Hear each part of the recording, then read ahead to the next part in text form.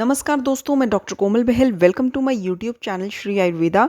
दोस्तों, आज के इस एपिसोड में हम लोग पढ़ेंगे अष्टांग हृदय चैप्टर नंबर 23 सूत्रस्थान आश्चोतन अंजन विधि अध्याय। 23वां चैप्टर अष्टांग हृदय का सूत्रस्थान का आश्चोतन अंजन विधि अध्याय।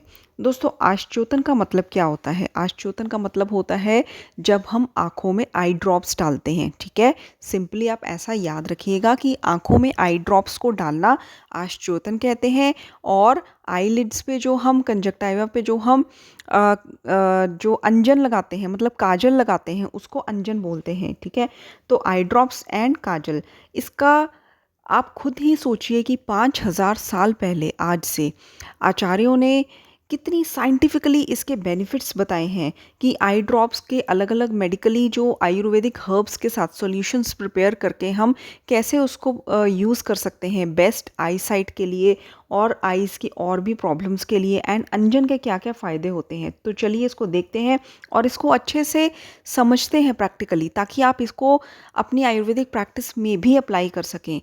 तो आश्चोतन के सबसे पहले लाभ देखिए। रुक, तोद, कंडू, घर्षण, अश्रु, दाह रोग और ऊर्ध्व जत्रुगत मलों को निकालता है। तो आई ड्रॉप्स जो है, आँखों में अगर पेन है, ठीक है, बहुत ज़्यादा शार्प पेन है या इचिंग है या फिर वाटरी डिस्चार्ज हो रहा है जिसको हम अश्रु बोलते हैं, ठीक है, और फिर दाह रोग मतलब आँखों में जलन हो रही है। अक्सर हम अपने फैमिली में भी ये चीज़ें देखते हैं कि आँखों में जलन होना, आँखों में पेन होना या वाटरी डिस्चार्ज होना। ठीक है, और ऐसे पेशेंट्स भी हमारे पास बहुत कॉमनली हमारे क्लिनिक पे आते हैं। ठीक है, तो इन सब प्रॉब्लम्स को सॉल्व करने के लिए हम जो प्रोसीजर का यूज़ करते हैं उसको बोलते हैं आश्चोतन। ठीक है, आश्चोतन के लाभ में रुक, तोद, कंडू, घर्षण, अश्रु, दाह रोग, ऊर्ध्व जत्रुगत मलों को निकालना है। आश्चोतन जो है ये मतलब इसकी विधि क्या है, क्या प्रोसीजर है? देखिए, हमारी आईज़ में 2 संधियाँ होती हैं, मतलब 2 कॉर्नर्स होते हैं। जो लेटरल साइड होता है दैट इज़ कनीनक संधि और जो मीडियल साइड होता है दैट इज़ अपांग संधि। तो कनीनक संधि से 2 अंगुल ऊपर की ऊंचाई से 10 या 12 अंगुल जो है हमने आइस में डालनी है, दैट इज आश्चोतन। ठीक है, कनीनक संधि से 2 अंगुल ऊपर से हमने 10 या 12 बूंद का प्रयोग करना है। आश्चोतन का निषेध देखिए, आश्चोतन आपको आपका डॉक्टर जितना बोलता है, ठीक है, जैसे कि उसने बोला कि आपने 10 या 12 बूंद जो है आई ड्रॉप्स की सुबह और शाम को प्रयोग करनी है। तो अगर हम उसको सुबह शाम के साथ साथ दिन में 2-3 बार और प्रयोग कर लें, मतलब 2 बार दिन में प्रयोग करने की जगह उसको 3 से 4 बार प्रयोग कर लें, तो दैट इज़ बहु आश्चोतन। उससे क्या होगा, कषाय वर्तमता आ जाएगी, मतलब कि हमारी आई लैशेस में स्टिफनेस कह सकते हैं आ सकती है। और जहाँ पर 2 बार बोला है वहाँ पर 1 आधी बार प्रयोग कर रहे हैं और अगले दिन प्रयोग ही नहीं कर रहे हैं, फिर तीसरे दिन 1 आधी बार प्रयोग कर रहे हैं, तो अत्य अल्प आश्चोतन से विकार में वृद्धि होगी, जो भी उसकी प्रॉब्लम होगी वो और ज़्यादा बढ़ जाएगी। अति शीत आश्चोतन नहीं प्रयोग करना चाहिए। इससे क्या होगा, बहुत ज़्यादा निस्तोद, सुई चुभने जैसी पेन होगी, स्तंभ होगा, वेदना होगी, स्टिफनेस होगी। अत्य उष्ण तीक्ष्ण आश्चोतन जो है वो भी प्रयोग नहीं करना चाहिए। उससे क्या होगा कि पेन, राग मतलब कि जलन और दृष्टि का नाश भी हो सकता है, ये प्रॉब्लम्स आ सकती हैं। तो आश्चोतन का निषेध है कि अत्य उष्ण तीक्ष्ण आश्चोतन कॉन्ट्राइंडिकेटेड है, अति शीत आश्चोतन कॉन्ट्राइंडिकेटेड है, बहु आश्चोतन एंड अत्य अल्प आश्चोतन भी कॉन्ट्राइंडिकेटेड है। अब अंजन, अंजन क्या होता है कि सिर प्रदेश में शुद्ध होने पर, मल के नेत्र में होने पर और पक्व लिंग अवस्था में अंजन का प्रयोग करना चाहिए। ठीक है, तो अंजन जो है यहाँ पे जैसा कि आचार्य वाग्भट ने इसका इंडिकेशन दिया है, तो इसमें यह है कि शिर प्रदेश के शुद्ध होने पर अंजन का प्रयोग करना है। ठीक है, अच्छे से हेड वॉश होना चाहिए और जो है नेत्र में जो मल है, ठीक है, अगर नेत्र में कोई मल है और पक्व लिंग अवस्था है, ठीक है, पक्व लिंग आपने लिंग नाश, ये अभी मैं आपको शलाक्य में जो नेत्र रोग है उसमें पढ़ाऊंगी। ठीक है, तो ऐसी अवस्था में उन्होंने बताया है कि अंजन का प्रयोग करना है। आप बस अभी ये शब्दों का ध्यान रखिएगा कि पक्व लिंग अवस्था में और मल के नेत्र में होने पर अंजन का प्रयोग करना चाहिए। अब नेक्स्ट इम्पॉर्टेंट पॉइंट है कि अंजन के भेद कितने होते हैं। तो अंजन के 3 भेद होते हैं, लेखन, रोपण, प्रसादन। ठीक है, LRP। लेखन, रोपण, प्रसाधन। इसको अच्छे से याद करिएगा क्योंकि भेदों में आगे जाके इतने भेद आ जाएंगे कि आपको एक साथ सभी याद करना बहुत मुश्किल हो जाएगा। ठीक है, तो अंजन के भेद हैं LRP, लेखन, रोपण, प्रसादन। जो लेखन अंजन होता है वो कटु तिक्त कषाय अम्ल द्रव्यों से बनता है। ठीक है, और इसमें ताम्र शलाका का प्रयोग किया जाता है। लेखन मतलब कि स्क्रैपिंग। लेखन का एक्चुअली मीनिंग क्या होता है? स्क्रैप करना। ठीक है, किसी चीज़ को घिसना। तो उसमें क्या होता है कि कटु तिक्त कषाय अम्ल द्रव्यों का प्रयोग होता है और तांबे से बनी शिलाका, ताम्र शिलाका का प्रयोग होता है। रोपण अंजन में क्या होता है? मतलब कि जो हीलिंग का कार्य करती है, तो इसमें तिक्त रस वाले द्रव्यों का प्रयोग होता है और इसमें काल, लोश, शिलाका या फिर अंगुली से भी हम रोपण अंजन कर सकते हैं। ठीक है, रोपण जिसका इटसेल्फ ही मतलब होता है, नाम ही बताता है कि हीलिंग। तो तिक्त रस वाले द्रव्य जो हैं उसमें रोपण अंजन में तिक्त रस वाले द्रव्यों का प्रयोग होता है और काल, लोश, शिलाका या अंगुली का प्रयोग किया जाता है। दृष्टि प्रसाधन अंजन। ठीक है, प्रसादन हमने जो अंजन का तीसरा भेद पढ़ा था, लेखन, रोपण, प्रसादन। तो प्रसादन का मतलब होता है कि उसको और अच्छा करना। ठीक है, तो जहाँ पर प्रसाद का शब्द प्रयोग होता है, ठीक है, प्रसाद शब्द या प्रसादन शब्द होता है, वहाँ पर मधुर रस आता ही है। ठीक है, आपने मधुर रस के कर्म में भी पढ़ा होगा कि इंद्रियों का प्रसाद करता है, मतलब मीठा खा के कितना मन खुश हो जाता है, इंद्रियाँ एकदम से खुल जाती हैं, अच्छा लगता है इंद्रियों को।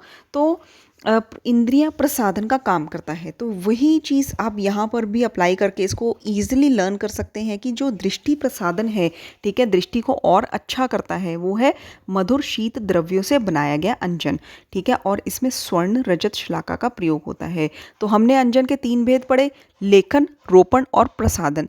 लेखन जो स्क्रैपिंग का काम करता है, ठीक है, तो ऑब्वियसली वो कटु तिक्त कषाय अम्ल द्रव्यों से बना होता है और ताम्र शिलाका का उसमें प्रयोग होता है। रोपण जो हीलिंग का कार्य करता है, तो ये तिक्त रस द्रव्यों से बना होता है।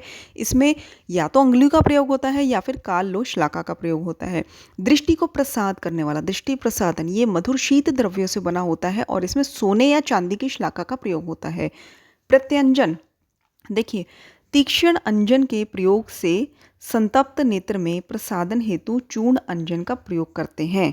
ठीक है, मतलब क्या हुआ इसका कि पहले हमने जो है तीक्ष्ण अंजन का प्रयोग किया। ठीक है, फिर उसके बाद तीक्ष्ण अंजन का प्रयोग करके फिर हम नेत्र के प्रसादन के लिए, ठीक है, दृष्टि को बढ़ाने के लिए दोबारा से जब हम चूर्ण अंजन का प्रयोग करते हैं, दैट इज कॉल्ड प्रत्यंजन। ठीक है, अंजन के ऊपर अंजन का प्रयोग करना दोबारा से, दैट इज कॉल्ड प्रत्यंजन। फिर से सुनिए, तीक्ष्ण अंजन के प्रयोग से संतप्त नेत्र में प्रसादन हेतु चूर्ण अंजन का प्रयोग होता है। ठीक है, तो ये है प्रत्यंजन। फिर अंजन की शिलाका जो होती है, ये 10 अंगुल लंबी होती है और बीच में से पतली होती है। तनुर, मध्य, फिर मुकुल आनन। ठीक है, मुकुल आनन मतलब कि मुकुल के फेस के जैसी होती है, मुकुल आनन। 10 अंगुल, तनुर, मध्य, मुकुल आनन। अंजन कल्पना, देखिए अंजन कल्पनाएं कितनी होती हैं, अब इसको पढ़ेंगे। सबसे पहले है, मतलब कल्पना का मतलब क्या होता है? कल्पना का होता है कि हम उसको, कल्पना होता है कि इमेजिन करना, है ना। इसका मतलब तो हम अगर देखें, कल्पना का मतलब तो होता है इमेजिन करना। तो कल्पनाएं हम कितनी कर सकते हैं, मतलब कि अंजन को कितने तरह से हम प्रयोग कर सकते हैं, कितनी अलग अलग फॉर्म्स में उसको प्रयोग कर सकते हैं। तो अंजन की टोटल कल्पनाएं कितनी होती हैं? 3। ठीक है, 3 में सबसे पहले होता है पिंड। वर्ती रूप में इसकी मात्रा हरेणु। ठीक है, ये इंपॉर्टेंट है, इसकी मात्रा जो है, मात्राएं इंपॉर्टेंट होती हैं। आपने अभी से ही चिट वाले नोट्स जो है उसमें मात्राएं लिखकर आपने कबर्ड में, जो आपके सामने वॉल है या कबर्ड है, उस पर लगा लेनी है ताकि आप उसको रोज़ पढ़ें। पढ़ने में सिर्फ 1 मिनट लगता है। ठीक है, लेकिन वो 1 मिनट जो होता है ना, वो आपको आपकी जीत का कारण बनता है। ठीक है, वो 1 मिनट आपकी जीत का कारण बनता है जब आप उसको 1 मिनट देते हैं डेली उस चिट को पढ़ने में।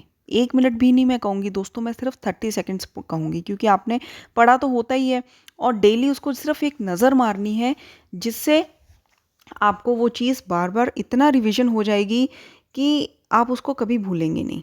प्रैक्टिकली भी आप उसको फिर अपनी आयुर्वेदिक प्रैक्टिस में उसका इस्तेमाल कर सकेंगे, प्रयोग कर सकेंगे। ठीक है, विद्या वही हो जिसको हम प्रैक्टिकली प्रयोग करके दूसरों का भला करें।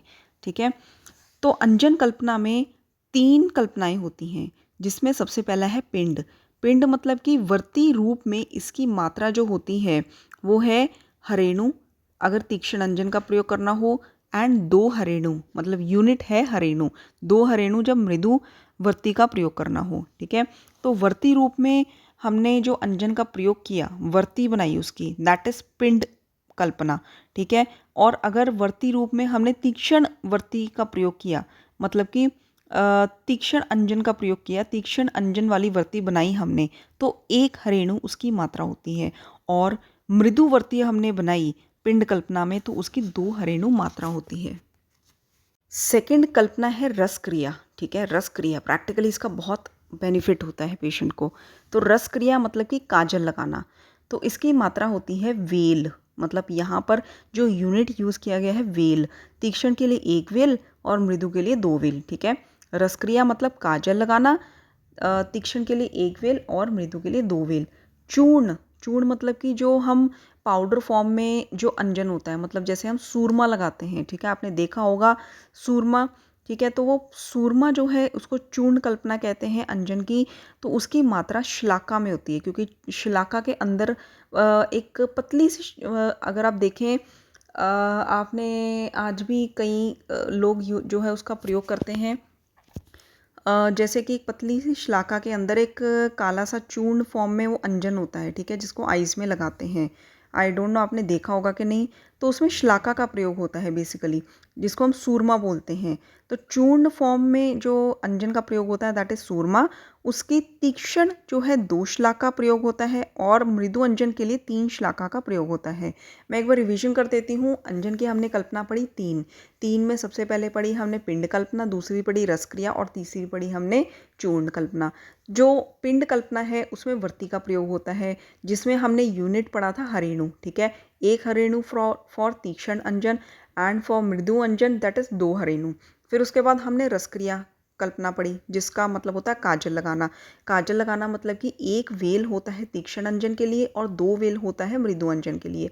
उसी तरह से चूर्ण, जिसको हम सूरमा कहते हैं, इसमें श्लाका का प्रयोग होता है। तो 2 श्लाका होगी तीक्ष्ण के लिए और 3 श्लाका होगी मृदु के लिए। ठीक है, हमने श्लाका 2 श्लाका तीक्ष्ण के लिए, अदरवाइज हमने 1 वेल रस क्रिया में तीक्ष्ण के लिए पढ़ा था और 1 हरेणु पिंड में मतलब वर्ती में तीक्ष्ण अंजन के लिए पढ़ा था। बट श्लाका 2 से स्टार्ट होता है, ये याद रखना कि 2 श्लाका फॉर तीक्ष्ण अंजन एंड 3 श्लाका फॉर मृदु अंजन इन केस ऑफ चूर्ण कल्पना। काल, काल क्या होता है, मतलब कि अंजन का प्रयोग जो है नहीं करना चाहिए जब रात्रि हो या फिर स्वप्न मतलब नींद में, मध्याह्न में, और तेज सूर्य की किरणें जो है उसमें प्रयोग नहीं करना चाहिए। ठीक है, प्रातःकाल में और सायंकाल में जब बादल आए हों तब भी अंजन प्रयोग नहीं करना चाहिए। ठीक है, तीक्ष्ण सूर्य की किरणों में अंजन प्रयोग करेंगे तो वैसे ही आँखों से पानी निकलेगा। तो रात्रि में, मध्याह्न में और सायंकाल में, स्वप्न में, तेज सूर्य की किरणों में और मेघ होने पर अंजन का प्रयोग नहीं करना चाहिए। जस्ट आपने रटना नहीं है, एक आइडिया ले लेना है, ताकि आप ऐसे क्वेश्चंस जो हैं कम ही आते हैं, लेकिन जब आए तो आपका गेस भी गलत ना हो। इसीलिए मैं आपको ये चीज़ें जो हैं साथ साथ में पढ़ा रही हूँ, ताकि आपका कोई भी पॉइंट मिस ना हो। अंजन के अयोग्य कौन होते हैं? जो भयभीत होते हैं, जो वमित होते हैं, जो विरिक्त होते हैं, मतलब कि जिनका वमन कराया गया हो, जिनका विरेचन कराया गया हो। ठीक है, क्रुद्ध, जिनको गुस्सा आ रहा हो, गुस्से में तो वैसे ही दिमाग नहीं चलता, और ज्वरित, जिनको फीवर हो, उनमें अंजन का प्रयोग नहीं करना चाहिए। तो कॉमन सी चीज़ें हैं जो आप लॉजिकली गेस कर सकते हैं, भयभीत में, वमित में, विरिक्त में, ज्वरित में और क्रुद्ध में।